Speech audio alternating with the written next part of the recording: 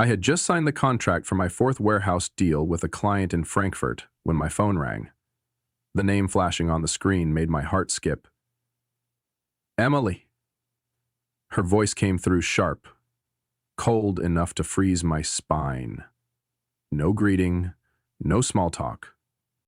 I want a divorce. I sold the beach house. You should know I'm starting over with Alex.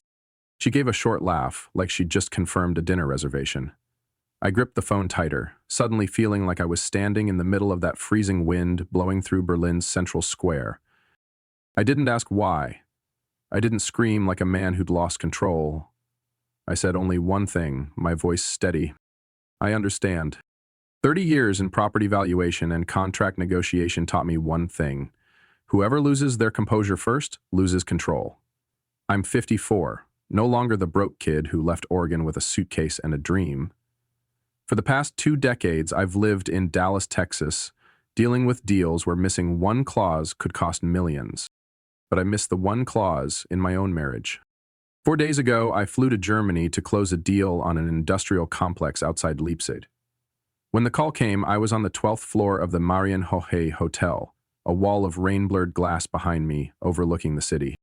You're always traveling, so I figured the Marriott would suit you better than the old house, she continued, half mocking, half indifferent. Alex and I need a fresh start. The house sold for a good price I signed yesterday. Alex Patterson, 37, her personal trainer for over a year, a gym rat who once asked me during a Christmas party, without shame, "Is that Rolex a limited edition?" I didn't smash my phone, didn't curse. I just sat still for several seconds after the call ended, staring at the rain streaking down the window. That house, 3 stories in Sarasota, Florida, the place where Emily and I used to grill on sunny Sundays. 4 bedrooms, 3 bathrooms, white oak floors, a balcony overlooking the Gulf. We bought it for $1.5 million. I'd poured nearly all my savings into it, plus a 15-year mortgage. "We'll grow old here," she once said, sipping red wine beside me on the balcony, watching the sunset. I believed that. Foolishly. After the call, I opened my laptop and wrote 2 short emails. One to Henry Lake, my attorney since before Emily, and one to Lauren Becker, my real estate legal consultant for over a decade. The subject line read simply, "Urgent. Suspected unlawful transfer of private property." Outside, the European rain kept falling on red tile roofs. Inside, I sat still, going over every detail I should have seen coming. Emily thought I'd fold, thought she could make a call, drop a few lines, and vanish with her lover like in some dime store romance. But she forgot one thing. I'm Robert Morgan. I never sign anything without reading the fine print. She opened the wrong door, I'll be the one to close it, in a way she'll never expect. I didn't go back to my room right after sending the emails. Sitting still in a foreign city felt like a trap. I threw on my coat and stepped into the wet street, still glistening under amber lights. I stopped at a small cafe tucked between old buildings, ordered an espresso, and sat near the window. German couples murmured softly. A few men in business attire tapped on laptops, probably hunting deals like I had all my life. I didn't watch them. I watched the rain. Steady drops, hitting the cobblestones, like a clock counting down to something about to break. The cold didn't make me shiver.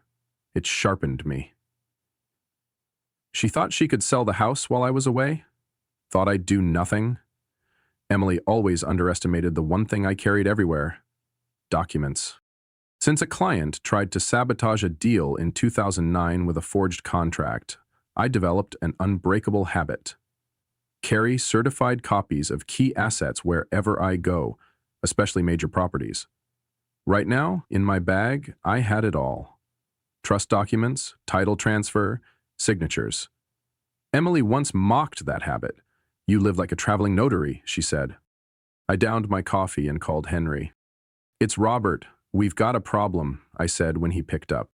I told him everything: the call, her blatant admission, Alex Patterson, the unauthorized sale. Henry paused. I could picture his expression through the phone. Sharp, calculating, just like in every court battle we'd fought together. "You have the documents showing the house belongs to the trust?" "I'm holding them right now." "Good.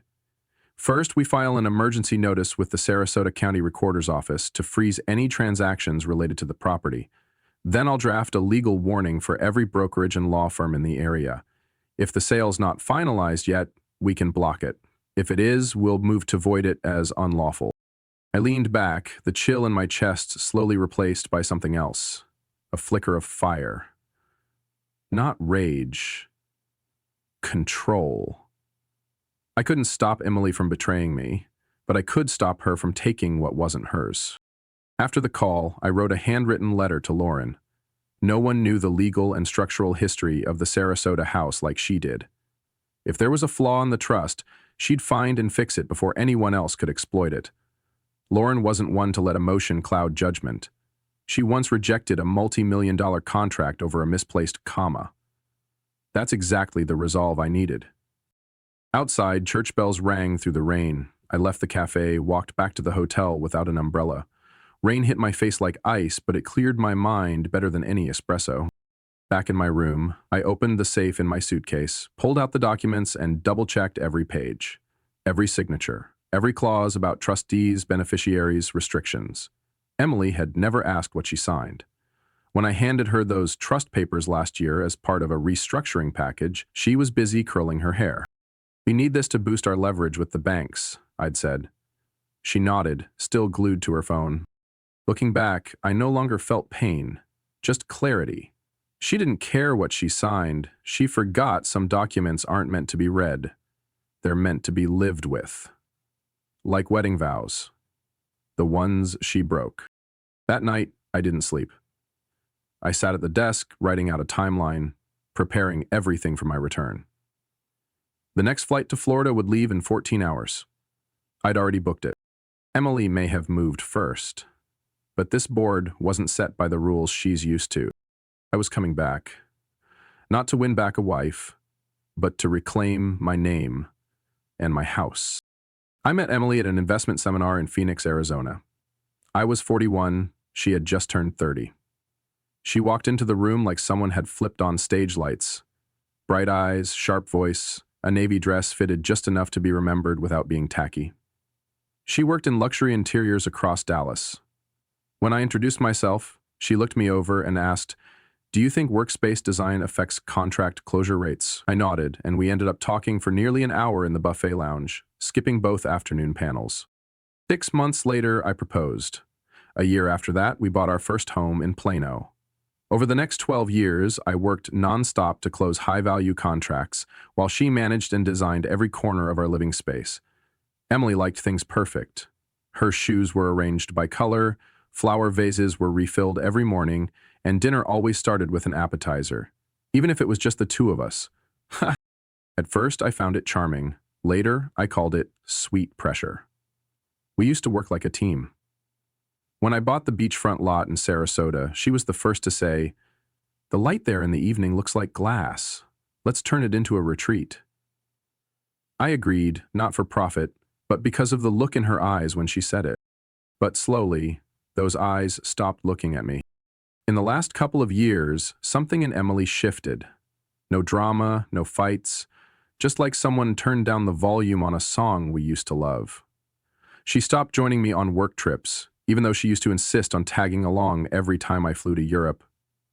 She said flying was exhausting, time zones were a mess, and she needed space to create. I understood. People need quiet to grow, but then the texts started getting shorter. "Good luck with your meeting. Don't stay up late. No more miss you or counting the days." The things we used to say without thinking just vanished, like they never existed. Then came the gym. At first, I encouraged her. I even suggested buying a fitness tracker and bringing in a nutritionist. But over time, working out became her second life. 5 days a week. Morning check-ins, photos with water bottles, glowing praise for Coach Alex, and new gym friends I'd never met. Once, I came home early after a conference was canceled. I saw her getting into Alex's car, right in front of our house. Nothing happened. She was in the passenger seat, he cranked the music, and they both laughed before driving off, like I didn't exist. When I asked about it, she shrugged. "You're overthinking, you don't even know anyone at the gym. How can you judge?" I wanted to believe her, but the way she locked her phone when I walked in, or how her eyes darted away when I mentioned Alex, it all felt off. I've seen too many deals fall apart because someone ignored a small sign. Less than a month later, I noticed unusual charges on our joint account.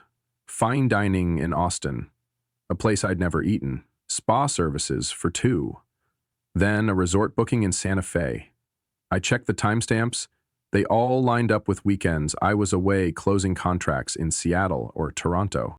I didn't explode. I didn't confront her. I just documented it all. Screenshots, statements, printouts. I'd learned to read contracts without missing a period. Now I was applying that skill to my marriage. The tipping point came when she asked me to sign off on a few papers to restructure our portfolio for easier business financing. I was buried in a major asset transfer in San Diego and didn't think much of it. But instead of signing right away, I had my legal assistant review them. She came back with a strange look. "Robert, one of these documents involves transferring property into a trust." I didn't say a word. I pretended not to notice. Rewrote a version of the paperwork myself and kept the original. From that moment on, I knew things were heading somewhere I couldn't fix. I used to think a breakup would come with yelling or a dramatic betrayal. But no. It came with silence, with people avoiding eye contact, with your wife laughing beside someone else, then calling you too sensitive for noticing. Emily didn't change overnight. She just slowly disappeared from my life and left behind a man named Robert, sitting alone in a German cafe on a rainy night, ready to restart the game. This time on his terms. My mindset shifted from defense to offense after I found out Emily had withdrawn $48,000 from our investment fund without telling me.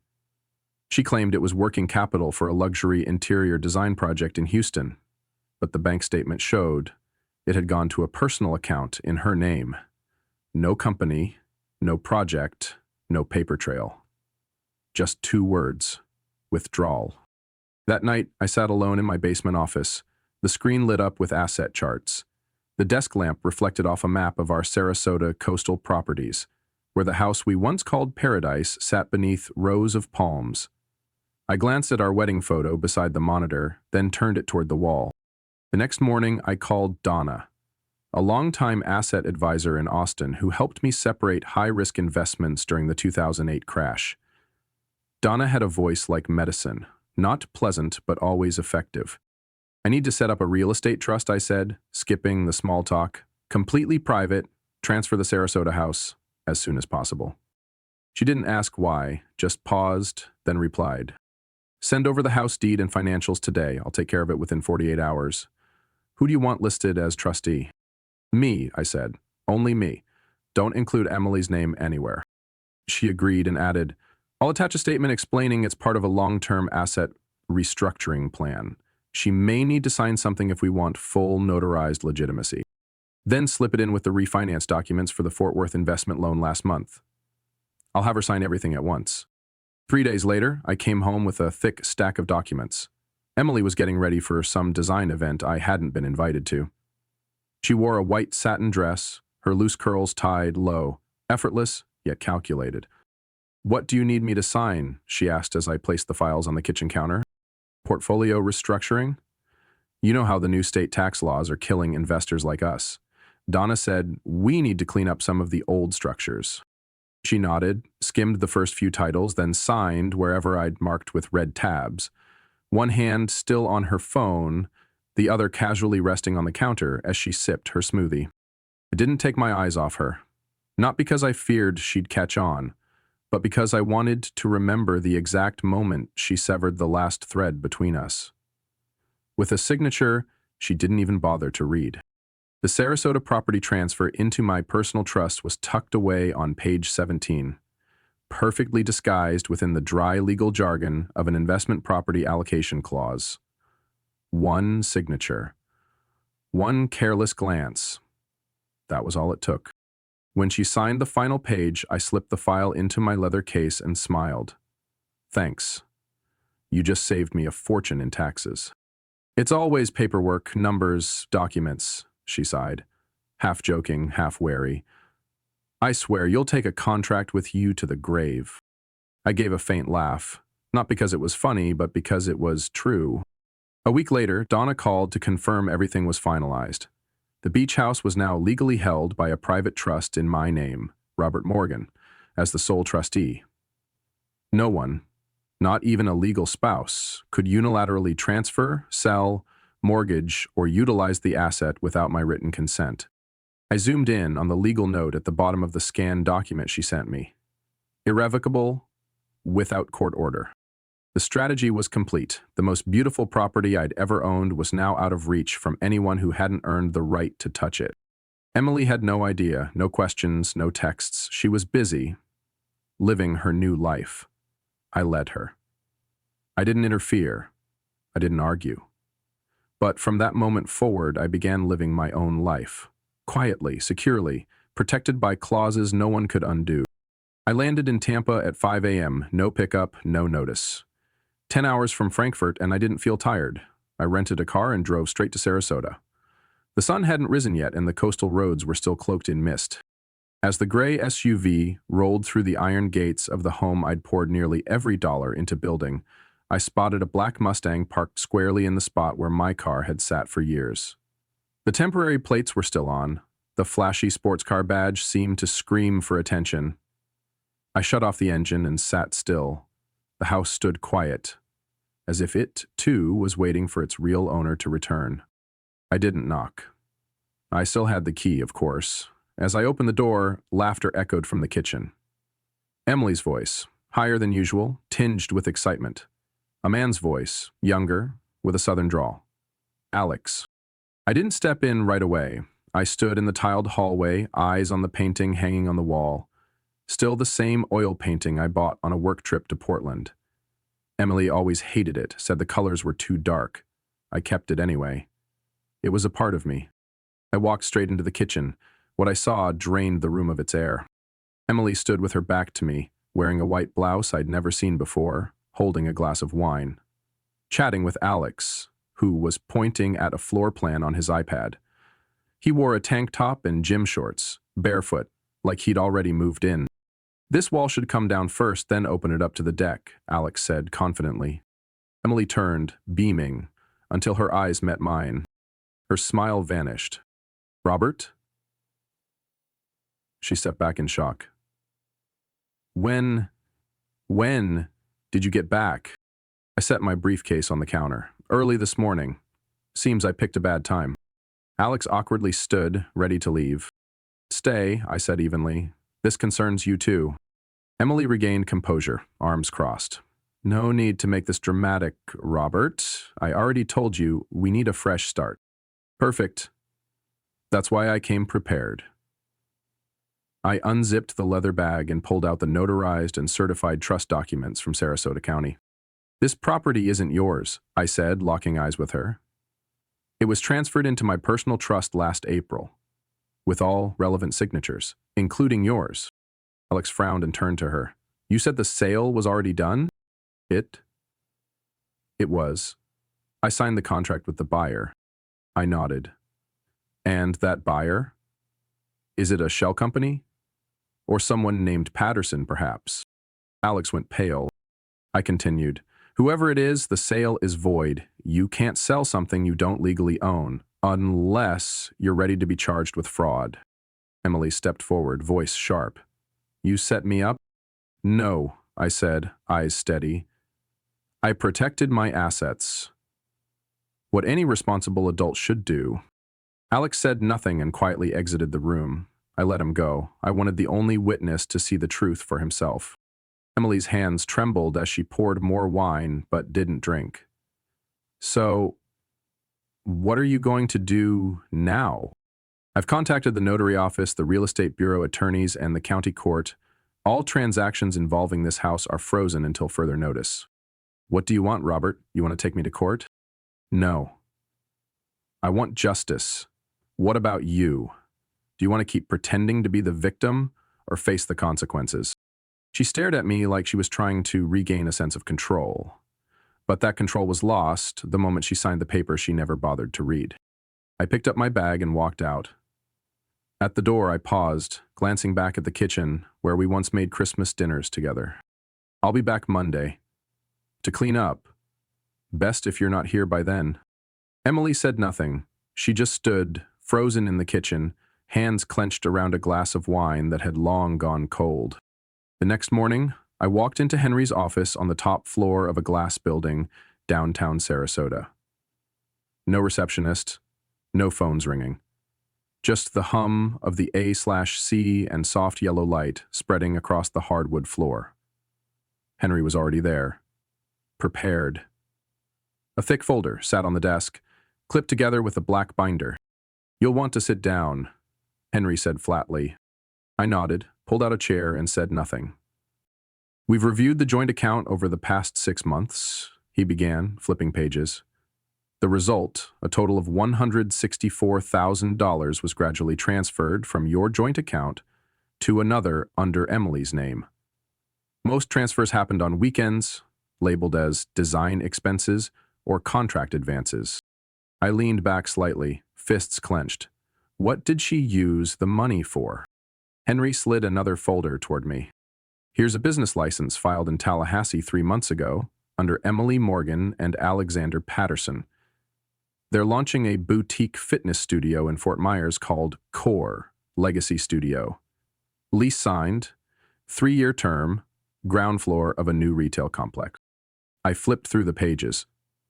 Operations plan, finalized logo, even the ownership breakdown. Emily 60%, Alex 40%. Henry continued. "What's even more telling is the house Emily tried to sell. The buyer was listed as a newly registered company called Gulf Properties LLC, a shell company incorporated just 2 weeks before the transaction. No signage at the listed office address, and the legal owner is someone named Nathaniel Patterson." I looked up. Patterson? Same last name? Alex's older brother. My throat went dry. It felt like getting doused with cold water under the scorching Florida sun. This wasn't just an emotional escape. This was a strategy. So they planned to sell the house to a relative, undercut the market value, then flip it later once I couldn't stop the deal? Henry nodded, his eyes razor sharp. Exactly. If the sale had gone through and the paperwork was legalized, you'd only have 2 choices. Negotiate to buy it back or lose it forever. I didn't answer right away. My mind flashed back to Emily's smirk when she said, "We need a fresh start," to Alex pointing at renovation plans in my kitchen, and now to the name Nathaniel. Someone who never appeared in our story, yet quietly played a lead role in this entire act. Henry slid another sheet across the table. "We can freeze the transaction temporarily by filing an emergency motion with the county court and presenting evidence of fraudulent intent. But if you want to go further, I suggest contacting the local district attorney. The charges could include asset fraud, deceptive transactions, and conspiracy for financial gain." I closed my eyes for a moment, steadying my breath. I've seen people turn in business deals, but watching someone who slept next to you every night quietly scheme to wipe you out? My jaw tightened as I looked Henry dead in the eye. "I'm not out for revenge. I want justice." Henry nodded slowly. "I'll prepare the litigation documents, but first we send Emily a formal settlement offer. One last chance." I stood, folding the file shut. My expression was no longer shaken. "Get everything ready. If she refuses, we take it all public." As I stepped out of the office, the salty morning air filled my lungs. The city bustled on, people chatting at cafes, traffic humming, like nothing had just unfolded that nearly cost me everything to someone I once called my wife. I pulled out my phone and opened the photo of the beach house at sunset, golden light across the tiled roof, palm tree shadows stretching over red brick. Every brick, every board on that deck had been my choice, shaped by my hands. I muttered under my breath as if reminding myself. They picked the wrong man to test. Wednesday afternoon in the 4th-floor conference room at Henry's office, we sat across from each other at a large, glass-topped wooden table. On the other side sat Emily, wearing a charcoal blazer, eyes locked on her phone. Next to her was her new attorney, a young man with a smug edge, glancing my way like he was sizing up a pushover. I said nothing. I let Henry take the floor. "We're looking to resolve this peacefully," he began, voice calm. "With the evidence we have, Robert could escalate this to the district attorney. But he wants a clean, quiet resolution. No noise, no public disgrace." Emily raised an eyebrow, as if she'd misheard. Henry continued, "We propose Ms. Emily return the $100,000 misused from the joint account. In addition, she relinquishes all claims to the Sarasota house and any assets associated with the trust in Robert's name. In exchange, we do not pursue criminal charges." The young lawyer let out a soft chuckle, shaking his head. "That offers a joke. That house is marital property. We'll prove Emily has rightful interest, regardless of how the trust was formed." Henry didn't flinch. He opened the file in front of him and slid 3 documents toward them. "These prove she signed the asset transfer willingly and under legally valid conditions, and this," he said, pushing another folder forward, "is documentation from the IRS showing the withdrawn funds were used for a personal business venture without mutual consent." I glanced at Emily. Her expression had begun to harden. "And finally," Henry concluded, placing down a notarized statement signed by Nathaniel Patterson, "Alex's older brother and the registered owner of the company that tried to buy the house, we have proof of a coordinated effort to undervalue the property for personal gain." Her lawyer went silent. He lowered his head to scan the documents, his brow furrowing visibly. Emily tried to keep her composure, but I clearly saw her grip tighten around her purse strap. "You think you can threaten me with all this?" she said, her voice faltering. "I have the right to live my own life." "No one's stopping you," I replied, speaking for the first time. "But you don't get to steal someone else's life and call it freedom." Her attorney leaned in and whispered something. She didn't react right away. Then, in a voice that sounded more tired than defiant, she asked, "If I agree, will this be the end of it?" Henry nodded. "No press, no criminal charges, no further follow-up if the terms are fulfilled on time." "And I get to keep the gym?" "Of course," I said. "I don't want it. I just want what I spent 30 years building returned to me." She fell silent, eyes fixed on the table. A long, tense moment passed. Then she gave a faint nod.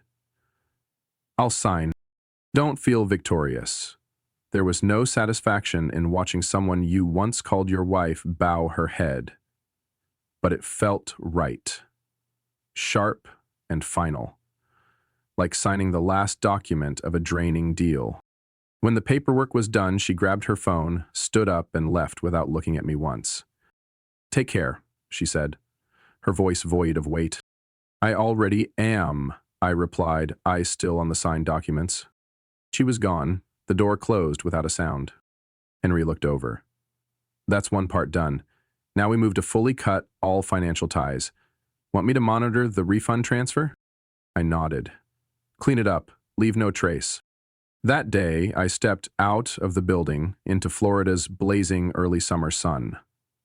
The world kept turning like nothing had happened. But I knew. In legal battles, silence is often the sound of victory.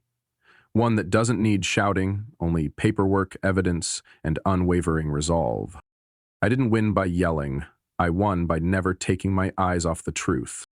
A month after the divorce agreement was signed, I stood on the second-floor balcony of the beach house, a cup of hot coffee in hand, watching the sunrise over Sarasota Bay. The waves kept lapping at the shore as they always had. The view hadn't changed, but I had. This house used to represent a shared dream. Now it stood as proof of a battle survived, and a place I chose to rebuild from. I didn't erase the past, I renovated it. First, I replaced every window with triple-layer storm glass. Florida is known for hurricanes, and I was done with fragile things. Then came the security system. Wide-angle cameras, motion sensors, and a smart lock with a code only I knew.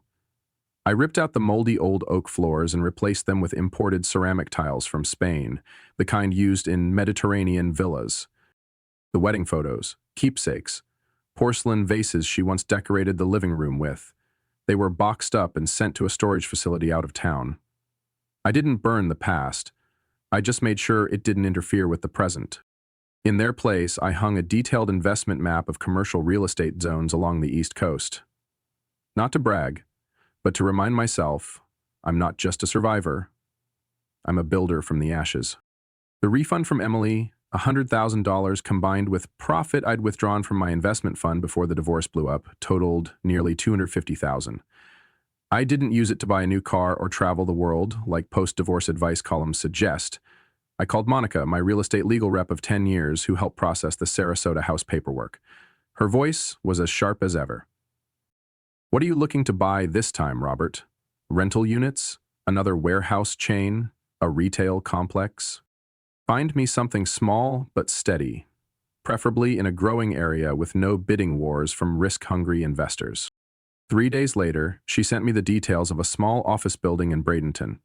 4 floors, 12 tenants, mostly insurance firms and family doctors.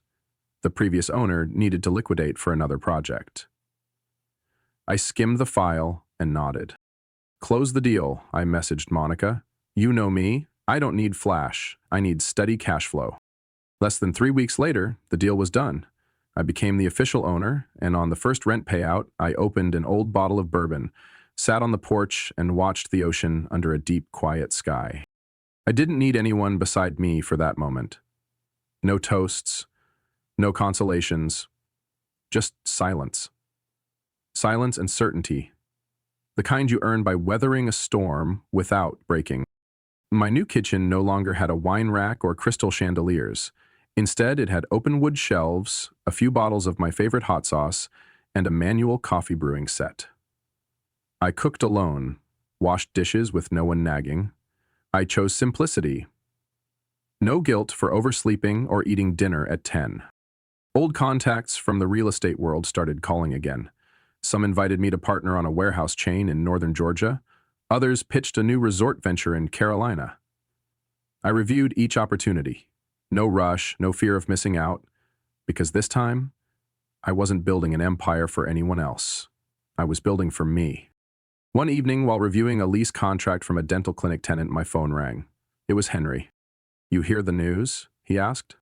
What news? Core Legacy Studio, Emily and Alex's gym, it just shut down. Sign on the door says temporarily closed due to lack of operating funds. I didn't respond. I just listened to the sound of the waves outside the window. You don't want to know more? Henry asked. I don't want to know, I said, then hung up. I didn't wish them failure, and I didn't feel joy hearing the news. I just felt light, as if the last broken pieces inside me had finally been swept away by the sea breeze. The next morning, I woke early and went for a run along the beach. For the first time in years, no goal, no deadline, no one waiting at the other end. Just a man living his life, one solid step at a time. I heard about them again months later from an old acquaintance, Janet, the former front desk manager at the medical center where I'd invested in an office building. She struck up a conversation when I came by to inspect the new fire safety system. Do you remember, Emily? She asked, her eyes a mix of curiosity and caution. I nodded but said nothing. They're still running the gym in Fort Myers, but it's way smaller than they originally planned. I've heard they only have around a dozen regular members these days. Sounds like Kyle's even teaching the yoga classes himself to save on trainer costs. I didn't show interest. I just gave a polite smile, thanked her for the update, and turned back to reviewing the electrical contracts.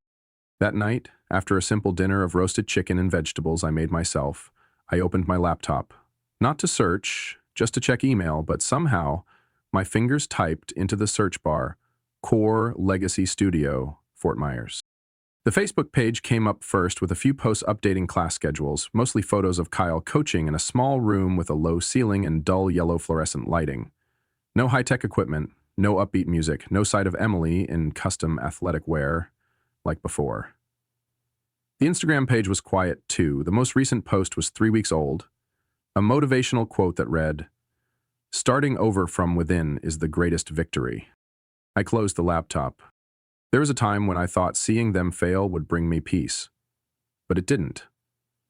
I just felt Emily wasn't entirely a bad person. She was once the woman I deeply loved, the one who stayed up all night with me before my first big contract in Atlanta, the one who cried with joy when I brought home the reading lamp she mentioned only once. But somewhere along our 20-year journey, she veered off course. Maybe because I was too focused on building what I thought was stability, while she found that too dull. I don't blame her for wanting to change her life. I only regret that she chose to walk over me like I was something outdated. I didn't feel smug knowing Kyle now had to coach, manage, and clean up after every session. I just wondered, did he ever understand that the price of freedom isn't a few evening workouts together at sunset, but slow mornings with no clients, year-end months with no money for rent, and the wary eyes of those who once trusted you? I don't wish them failure. I don't wish them wild success either. I just hope they're strong enough to realize that what they tried to steal through deception wasn't worth what they lost: trust, respect, and a clean chance to start over. Next week, I plan to fly to North Carolina to survey a retail property that's just hit the market. It'll be the first time in over a year I return to high-paced work. But this time, I won't rush in. I have time. I have clarity. And I no longer feel the need to prove anything to anyone. Before bed, I stood at the large window facing the ocean. The sky was full of stars, and moonlight shimmered silver across the water. Since Emily left, I haven't used a nightlight. I like letting the dark fill the room, as if to acknowledge that some things don't need to be clearly seen to be fully understood. We all lose something along the way, but the important thing isn't holding on. It's learning to let go of what's meant to leave, quietly, without resentment, because only by releasing deeply enough can we make space for something better, something worthy. That night, I slept soundly, as if no earthquake had ever shaken my life. Not because I'd won, but because I'd stopped fighting for something that no longer deserved to be held. One early September morning, I sat on the front porch of the beach house, sipping freshly brewed coffee, listening to the soft crash of the waves and the breeze rustling through the palms. No urgent emails, no packed calendar. The only thing I felt was peace. The kind I'd spent nearly everything over the past year to reclaim. The house had been renovated down to the last detail. New tile roof, salt-resistant steel railings, and soundproofing that made sleep feel like the outside world no longer existed. But what truly made the house different wasn't the paint or the furniture. It was the feeling. I no longer lived inside someone else's memories. Every picture on the wall, every piece of decor was chosen by me, for me. I used to think keeping the house was the ultimate victory, but now I realize it was only a symbol. What really mattered wasn't the brick walls or the legal title. It was the right to say, "This is my space. No one can take it from me unless I let them." I still remember sitting across from Emily in Henry's conference room, watching her sign the final documents. Her eyes empty, hands trembling slightly, though she tried to look composed. I said nothing. No thanks, no sarcasm, no questions. Because I knew any words would just waste breath on something that could never be fixed. Instead, I chose silence, letting time do its work. And it did beautifully. I no longer carry resentment. I no longer sit with pain the way I used to during those first nights sleeping alone on the bed that once held two. I've learned that trust doesn't erode from a single betrayal. It fades through small, repeated cuts, indifferent kisses, unfinished texts, glances that no longer follow each other out the door. When those signs appear, we often deny them, out of fear, out of hope. But the truth doesn't wait until we're strong enough to face it. It stands clear. We just don't want to look. Now, I've looked, I've faced it, and I've chosen to move forward. Some evenings, I still feel a quiet ache when old memories flash by. Laughter in the kitchen, a hand holding mine at the airport gate, or her eyes lighting up the first time she stepped into this house and said, "We finally have a place to call home." But I've also learned to accept that not every promise is kept, and not everyone is meant to walk beside us forever, even if they once walked a very long way. I no longer live to hold someone close. I live to hold myself steady. About 3 weeks ago, I joined a community investment group in Tampa, not to make more money. I have enough. But to reconnect. To meet people who know nothing about my past. People who see me simply as a calm, experienced, punctual, single investor in midlife. At one meetup in a local cafe, someone in the group asked me, "Robert, have you ever lost everything?" I smiled, I've never lost everything, but I've lost what I never thought I'd have to protect. The table went quiet for a moment, then someone nodded. No one asked more, but I knew they understood. Some lessons don't need to be spoken. They show in how we live, how we treat ourselves. I don't know who or what the future holds, but I'm certain of one thing. I will never again let someone else sign the contracts of my life, whether legal or emotional. This house now stands as proof that I stood tall, that I was right not to give up, not to spiral into pain, not to fight back with bitterness. Because in the end, a house is just walls. But the right to keep what's yours, your dignity, your peace, and your power to rebuild is irreplaceable. I took one last sip of coffee, stood up, and closed the patio door behind me. Sunlight flooded the room, glowing across the wooden table where I was drafting the plan for my next deal. A chapter had ended, no applause, but a peace that only those who've walked through ruin can understand. Robert's story isn't just about a painful divorce. It's the awakening of a man who once placed his trust in the wrong hands. In a world full of uncertainty, his greatest lesson wasn't revenge, but the ability to rise, stay grounded, and protect what he built.